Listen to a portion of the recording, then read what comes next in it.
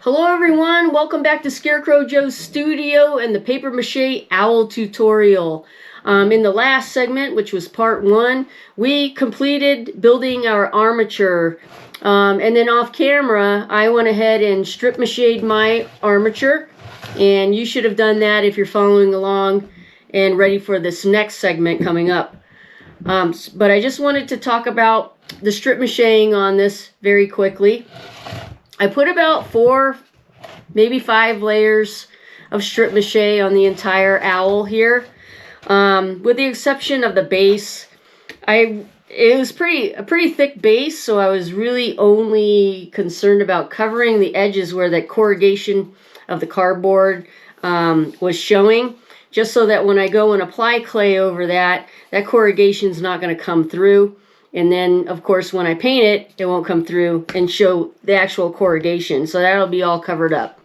So I did go ahead and, including the face here, the beak, around the eyes. No, it's not perfect, but it's fine. These are going to be covered with our actual eyes that we're going to build separately and attach. And I did strip mache the 2 eyepieces that we put together in the last segment on building the armature. I only did maybe 1 layer of strip mache on the whole thing. All right, so, and then I did allow it to dry for, I don't know, 48 hours, so it's nice and dry. We're gonna move forward now and start layering on our clay and doing a little sculpting. If you're pressing into your armature and you have areas where you can sink your finger into, where it feels a little flimsy, what I suggest is that you do not continue on with this next step and laying on some clay. I suggest that you go ahead and in those areas apply a couple more layers of strip mache and then let it dry. You do really want to have a nice solid armature to allow for a good amount of clay that we're going to be putting on this thing. But on that note, let's move forward. This is going to be part 2 on beginning the sculpting process of our paper mache owls. All right, we're going to start laying on some clay. There's only going to be a few things that you're going to need for this section of the tutorial. You're going to need your paper mache clay. I have a fresh batch of paper mache clay made up. This is our Scarecrow Joe's Studio paper mache clay. We do have tutorials on the channel on what we use for that. You're going to need your paper mache paste and a paintbrush to help you smooth the paper mache clay. And then some smoothing tools. This is my go-to sculpting tools, little plastic ones. And these are going to help me smooth the clay even farther and put in some texture details as well. The last segment on the tutorial on building the armature went very long, just about an hour. I did think about cutting that section of the tutorial maybe in half, but I figured I'll just plow right through it and get it done. But it was just way too long, and it was a pain to edit. So we're going to take the sculpting probably no more than maybe 30-minute segments just to make it easier. So let's move forward here. I want to start by really just focusing on laying on a thin layer of clay, and probably not even going to sculpt out or lay in any clay on the head. For right now, it's just going to be the body. And this is super important because there's a lot of this that's going to have some thick layers of clay. When we get to the wings, and you can see back here this guy, once we get to the wings, on top of the thin layer of clay that we're going to put on the sculpture and then allow to dry, at least for a day, we're going to come back and we're going to bulk up a lot of clay, probably at least 1 inch to 1.5 inches thick, probably in these areas, in order to press in our feathers. So I want to start on the base here. And normally I would just go ahead and I would lay clay onto the bottom and then smooth it out, sit it down, make sure it sits nice and stable and sturdy, and even. And then I let that dry, and then I carry on. But for the sake of this video, my bottom of the sculpture here is going to be sculpted out last. So I'm going to do everything, probably except for insert these wings, or insert the feathers into the wings. But that I'll probably do next to last. But good idea if you are following along to sculpt your base first, the bottom of it. Just put a layer of like I don't know, 1/8 of an inch. It doesn't need to be that thick at all. Just to cover that bottom and make sure it's nice and even. So I'm just laying on some clay here on my base. And again, this is probably about 1/8 of an inch, something like that. It's not very thick. It doesn't need to be down here.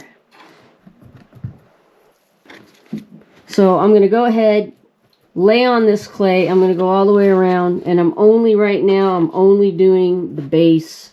All right, I have my layer of clay on there, and I'm going to just go ahead, take some of my paste on my paintbrush, and applying some pressure while also applying the paint with the paintbrush. And I'm just going to smooth in that clay. You guys have seen me do this before if you watched any of my other tutorials. This is a method that I use very often to smooth out clay, or to help smooth out some clay. So, you know, if it works for you, or if you have a different method that works for you, go ahead and continue using the method that works for you. You don't have to, you know, follow along, you know, step-by-step instructions of everything that I tell you. I'm assuming that if you're trying this tutorial, it's a little bit more of a intermediate to an advanced paper mache tutorial, that you do have some experience working with paper mache under your belt. And so you've tried out some different techniques on smoothing paper mache clay. But then I'm going to go in after I've done that, and no, I didn't do the back yet, but I will. And just to smooth it out even further, I'm taking my little plastic sculpting tool here, and I'm just going to go ahead and smooth that in. Takes no time at all. And also, you know, I got a little clay on going over the sides here. Not a big deal. I'm just going to take my sculpting tool and I'm going to press that down. You don't want to just leave it like this, jagged, and not smooth it out, because once this dries, you're going to have these jagged pieces of clay that you're going to have to try to sculpt over, lay more clay on, and it'll be kind of a pain because you'll have lumps, and it's just hard to work with, in my opinion. So this is what I like to do. I'll just go in, and then when I do complete the base, I'll complete around the edge of the base as well. So I'm going to carry on and do the rest of this base. Alright, so that's all done. And I just want to let you guys know that I'm not, like in my previous tutorials, I'm not going to show every single time that after I lay on the clay, I go in with the paste, and then I go in and smooth the clay out even farther with my sculpting tools here. Just know right now that that's what I do after every layer of clay. That's what I'm doing. I like to start on the back of sculptures. So today, basically, I think what we're gonna cover is from just about right here. So what would be the shoulder areas, or where the wings would start. So we're gonna cover from this area all the way down, and we're also going to cover from right underneath the head here all the way down. But I like to start on the back because we are going to be putting in some texture as we go. We don't want this clay to be heavy. The areas that are going to have the majority of the clay are going to be these areas where we're going to create our wings. So I'll bring this guy up. So that's the back of him. And you can see all this nice feather-like texture. That was just created basically with, you know, a sculpting tool. And then you could also, I'll show you what to fashion as a tool to get some really nice uniform kind of feather shapes in there as well. But first things first, I'm going to go ahead, grab some of my clay. And this, I want to be at least a 1/2 inch thick. So thicker than the amount of clay that we put on our base area. So, I mean, it doesn't have to be, actually not even a 1/2 inch. I would say maybe a little less than 1/4 inch is really all that you're going to need. And the other reason why we are only going to be doing basically half of the owl laying on the clay in this segment is because we need something to hold on to while we're laying on our clay and doing our sculpting and texturing. And if we lay all, you know, we just do the whole thing, and you can, but it's kind of cumbersome because then you don't have everything's wet. And then you're constantly going back because you've disrupted clay that you've already put on your sculpture. And you got to re-smooth, reform. So in my opinion, it's best to just do it in sections at a time. So that's what we're doing now, or what I'm doing now. So yeah, about 1/4 inch or so is what you're going to put on.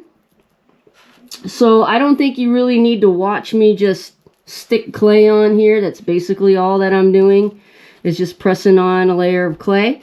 I'm going to do the back, and then I'm going to go in, smooth it out, and then I'll carry over on the front, layer on the clay, smooth it out with my paste, my sculpting tool, and then we'll go from there, and we'll put in that texture, because obviously we need to put the texture in there while the clay is wet. Okay, for those of you who do not have a whole lot of paper mache experience, I will take just a few moments to show you the difference. You already saw the difference down in here before I put the paper mache paste on there and smooth it out with a paintbrush.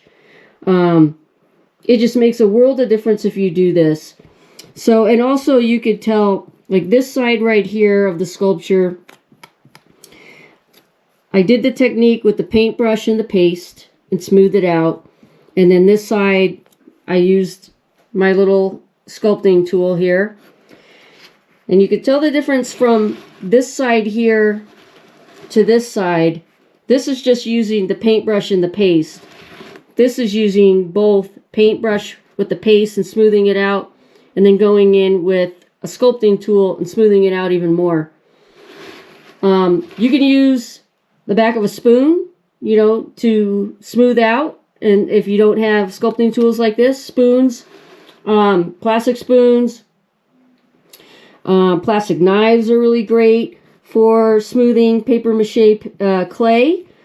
You know, don't go out and start buying a bunch of stuff, you know, thinking you're going to need all of these sculpting tools that people buy for, you know, oil-based clays and polymer clay and stuff like that. You don't really need it for paper mache clay. You can go ahead and buy all those things, but you don't really need it. Very basic things that you can use as tools. And, you know, you could get these things, you know, if you wanted, I would go cheap. If you wanted to get a set of basic sculpting tools for paper mache, for smoothing and creating texture, get them cheap, get them in plastic or in wood. Those seem to work best, at least for me they do. Another thing that I do want to point out for all of you guys, because we're going to stop at this point on both sides of the sculpture, do not leave a big ridge of clay here. You want to take that clay and you really want to just press that in as flat as you could possibly get it into that part of the dry paper mache here. Because if you don't, you're going to leave a ridge, just like I talked about down here. You're going to leave a ridge, and then when that dries, it's going to be very difficult to lay on wet clay and try to match that point. So this gives it the illusion that there was no start and stopping point. It will all look cohesive and you won't have a big giant ridge to it. All right, so I'm going to go ahead and do the front of this sculpture just like I did the back. All right, front and back is layered with some clay. When you're laying on the clay, you're just following the shape of the form of the armature. If you feel like, well, I don't like the shape, I want it to be a little thicker in some areas, go ahead and I mean, it's yours, right? You're creating it. So if you want to bulk it out a little bit more in certain areas, put on some more clay. Not a big deal. I do really suggest, though, you don't lay a bunch of heavy clay on this right away, because things can start to fall off. That's why we're doing one section at a time and allowing it to dry. But let's move on. I want to talk to you a little bit more about tools you can use for texturing, especially for this project here. There are several different things that you can use to achieve this texture, this feather-like texture. And I'm going to show you a lot of the different things that you could use here. So, again, plastic sculpting tools,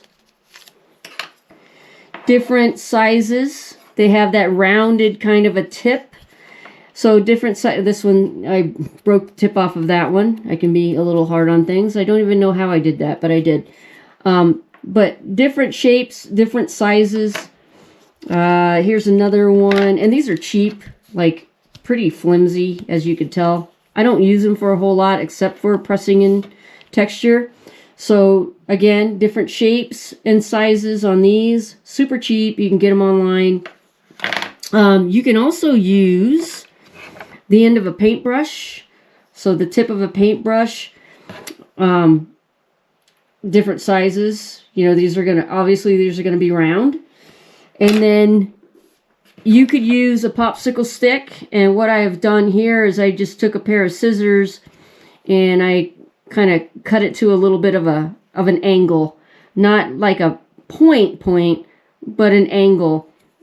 And so, for an example, I'm just going to show you the different textures that you can achieve with this variety of stuff. Oh, and here's one more sculpting tool here.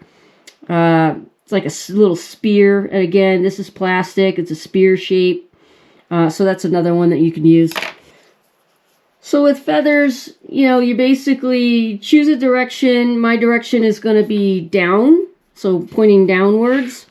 So just to give you an example of some of the texture using these tools, here's that plastic larger one, and I'm just going to press that in to the clay, and you could do all these different patterns and shapes.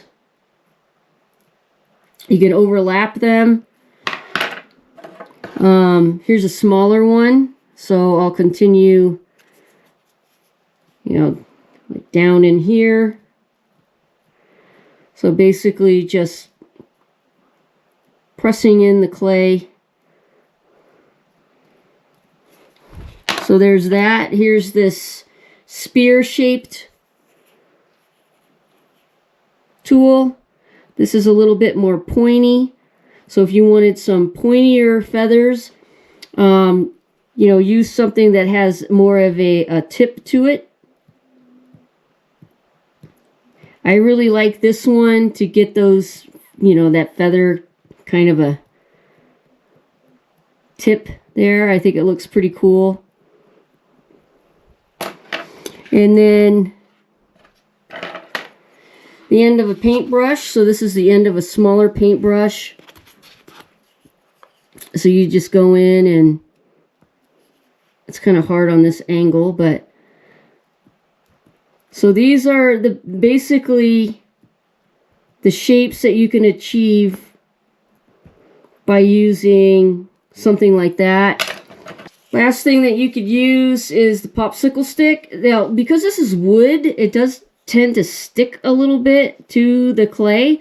So what I suggest is that make sure you have a good amount of paste. You know, before, if you're going to use something wood, or even metal, make sure you have a good amount of paste on your clay there, on the surface of your clay. And then you could just go in, and it really won't stick that much. You know, it is going to stick a little bit. But let me show you over here with an area that's a little drier. You can see how it, or maybe you can see how it just kind of, it wants to lift a bunch of the clay off. Wood will do that because paper mache is, well, it's basically a wood material, right? It's paper. And paper, most paper anyway, comes from trees, which are wood. So anyway, I just wanted to show you that technique. I really like, I'm probably going to go with the popsicle stick. But you could use, you know, you could use a bunch of different ones. Anything that has the shape that you want to use for your feathers.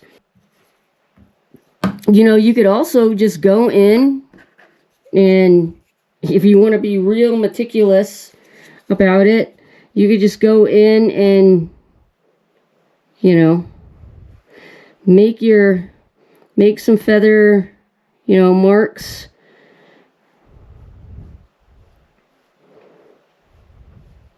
I think you get the idea. I just wanted to show you different types of tools or things that you could use for tools, and different methods of, you know, forming the feathers, the different things like that. But I'm going to go ahead and re-smooth out all of this mess that I've made.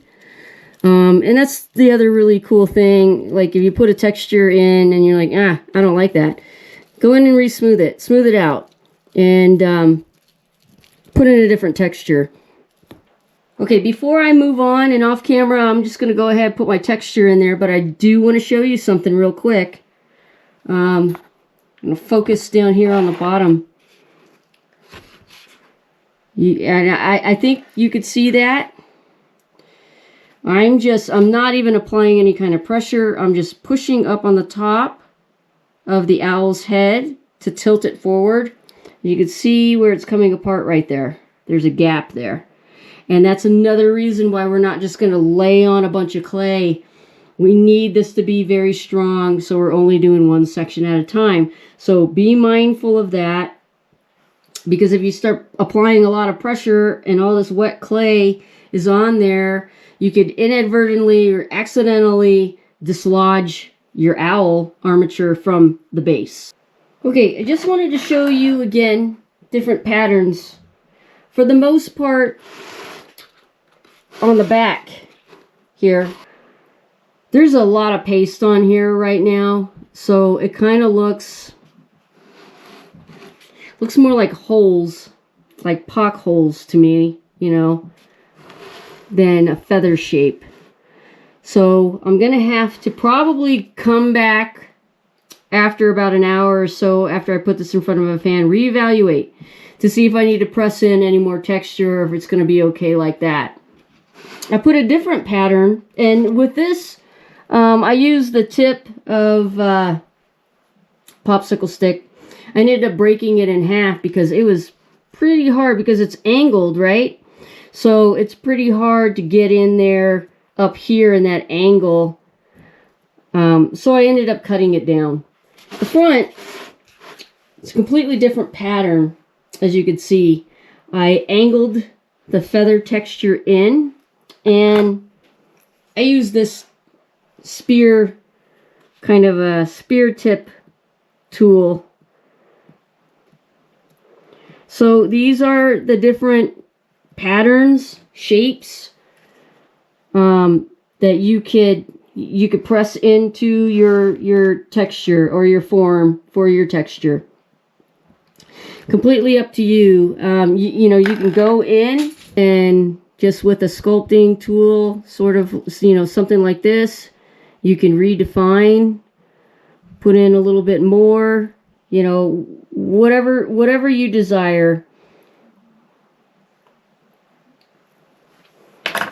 So these patterns are different from the pattern in this owl. And that's okay. I'm okay with that. It doesn't need to be the same pattern. You can change it up. Like I said, you could put whatever shape of a pattern in there for your feather texture. Be creative. Do what you like. Don't, you know, I just want to emphasize, I didn't go all the way to the edge here and put in the feather pattern. I did, you know, the most of these areas, or completely these areas, just not that edge. As you could see, the feathers that we're going to be attaching in the next segment are going to cover a large part of this sculpture, and I'll show you by drawing a line basically from here all the way down to about there on both sides. So this doesn't even matter if I leave that mark in there that I just made. And in fact, I'm just going to go ahead, I'll make the other mark over here. It doesn't matter, because again, we're going to come in and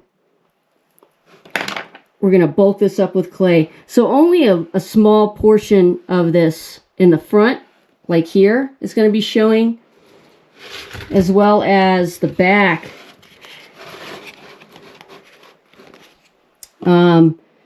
Is going to be showing, because we're going to put some little tail feather, and kind of curve it. So really what you want to be focusing on when you're putting in your texture is those areas that are going to be showing. So kind of use that as a guide or as a reference. All right, a couple of other little things that I want to bring up to you is that I can already tell on my wet sculpture here that it's starting to lean backwards, as you can see. Should be like this, but because of the weight of the clay, it's starting to lean backwards. So what I suggest is, and this is what I'm going to do, because I don't want it to fall backwards, I am going to take something, wedge it right underneath there, so that it will lean it towards the front, and hopefully it will prevent it from toppling backwards. Not hopefully, I know it'll work. This has happened with other things with me before when I've done work like this, and it does work. You just want to wedge something underneath the area where it's leaning back. Wedge something underneath there so that it'll put pressure on the opposite direction. But you don't want to wedge something in there that's so big it's going to cause the opposite problem. So that's what I need to do with this. And then I'm going to stick it in front of a fan. That's the other thing. Get a fan, put it in front of a fan. It's extremely important. It's going to dry a lot quicker, and it'll prevent anything from coming loose from the base. Last thing that I wanted to mention is the those little glass cabochon pieces, the iridescent little glass domes that have the flat back. I purchased some more that were uniform in shape. But the ones that I ended up getting, or the ones that I picked, are a lot bigger than the ones that are on this owl right here, as you can see. It's a lot bigger. So this is about 1.5 inches in diameter, or what is it, 1.57 millimeters, something like that. So I wouldn't go any bigger than this for the size of owl and the eyes. Now, we are going to put clay on these eye pieces, probably maybe in the next segment, if not the segment after that. So this is going to get bulked out, and these will look smaller. So it's completely up to you what size you want. Don't go too small. You want them to stand out, but you don't want them huge either. I kind of like the size. I want my owl to have really big eyes, so I'm going to go ahead and go with that. Next segment, we're going to focus on the head. So it's all going to be about the head, sculpting in the features. We probably will be getting to the eyes depending on how long the segment gets. And then these areas here, that's where I will show you exactly how we're laying on these pieces of newspaper strips, basically is what they are, and thin flexible cardboard to give that real feather-like appearance or look to them. Part 3 is coming up. As soon as this dries here for me, for at least, I'm going to give it 2 days because it's leaning a little bit. If you run into that problem, I suggest you do the same. So 2 days, and then I'll get back at this. Hope you're enjoying the tutorial. If you have any questions at all, drop them in the comments section. And I'll see you in part 3 when we continue the sculpt. Thank you for watching, and if you haven't already, don't forget to subscribe.